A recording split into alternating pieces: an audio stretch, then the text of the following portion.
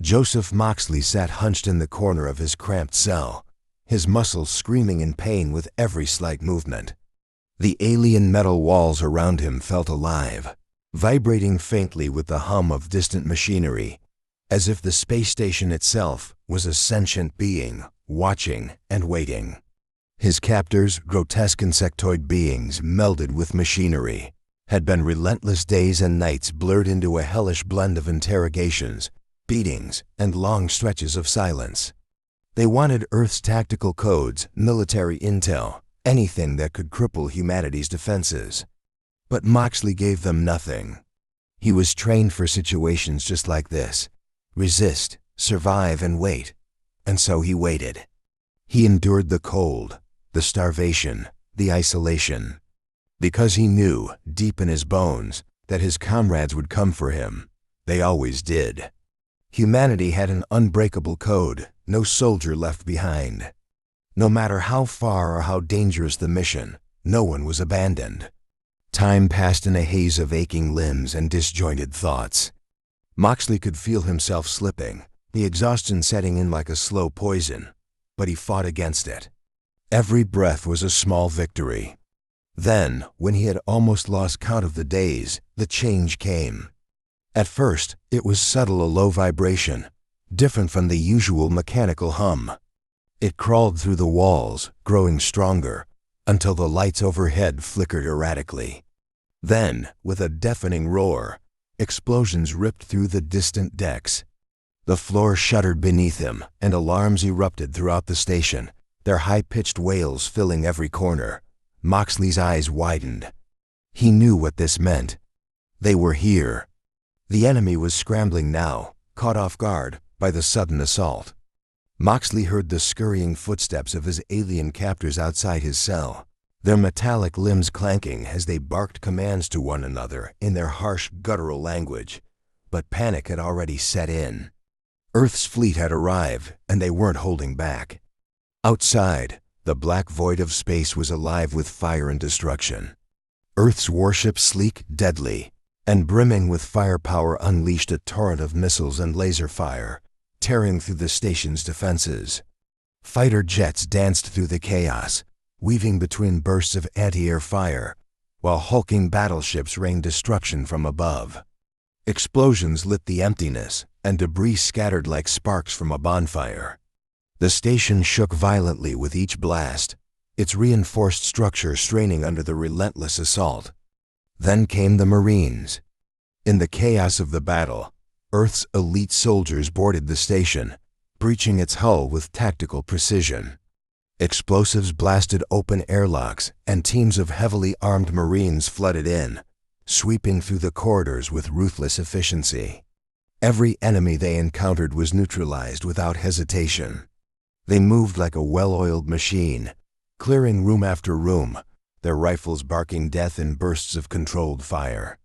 No mercy, no hesitation, just pure, unrelenting focus. They had one objective: bring Moxley home.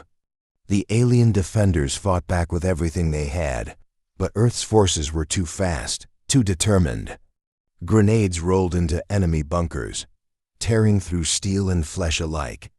Plasma bolts zipped through the air, only to be answered with gunfire that never missed its mark.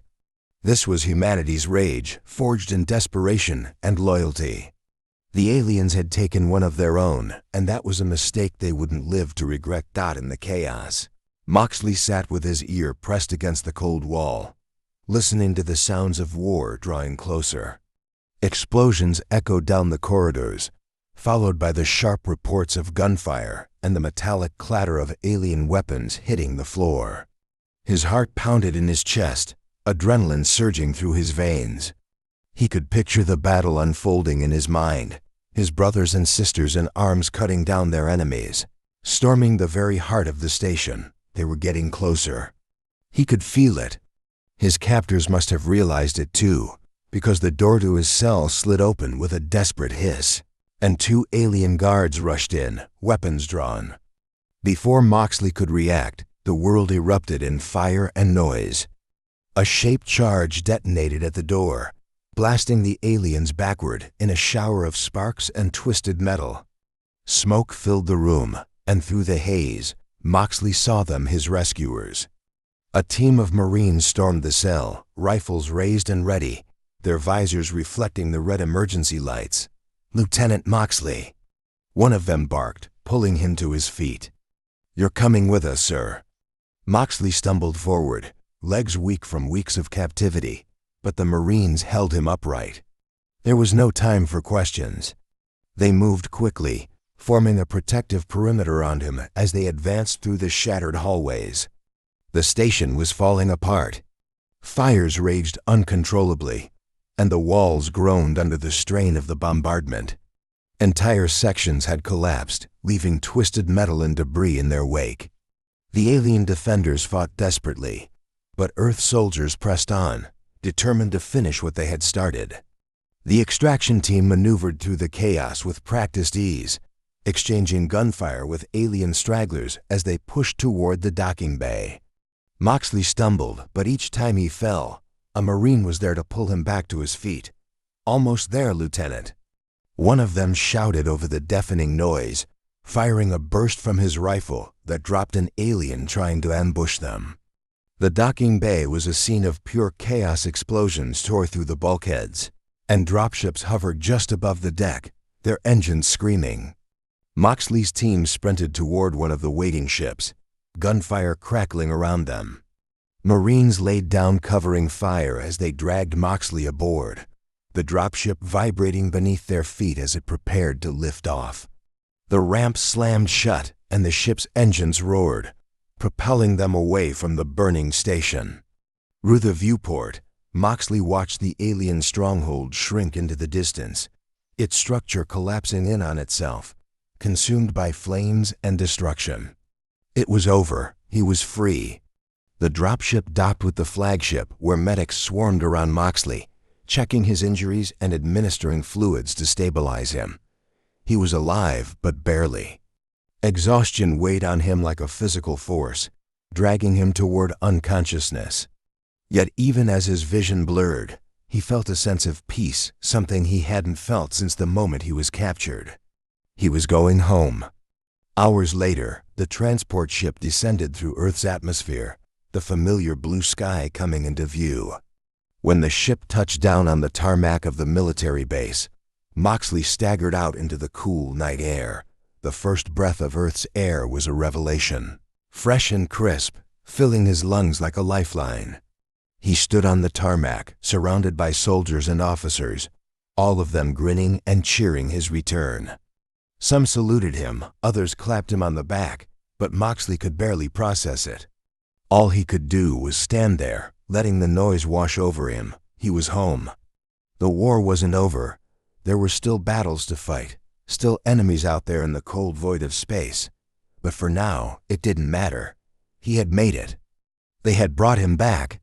As the crowd began to thin and the celebrations died down, Moxley found himself standing alone under the stars, staring up at the night sky.